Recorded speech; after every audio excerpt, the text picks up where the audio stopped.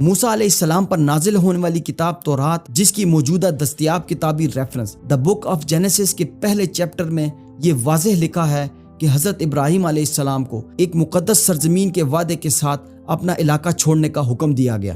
جب حضرت ابراہیم علیہ السلام ہجرت کر کے کنعانی خطے میں پہنچے تو حکم خداوندی سے حضرت ابراہیم علیہ السلام اور ان کی آنے والی نسلوں کو یہ علاقہ عطا کر دیا گیا، جو کہ موجودہ فلسطین، مغربی اردن، شام اور لبنان کے ایک بڑے علاقے پر مشتمل تھا۔ روایات کے مطابق حضرت ابراہیم علیہ السلام کے 2 بڑے بیٹے منصب نبوت پر فائز ہوئے، جن میں ایک تھے حضرت اسماعیل علیہ السلام جبکہ دوسرے تھے حضرت اسحاق علیہ السلام۔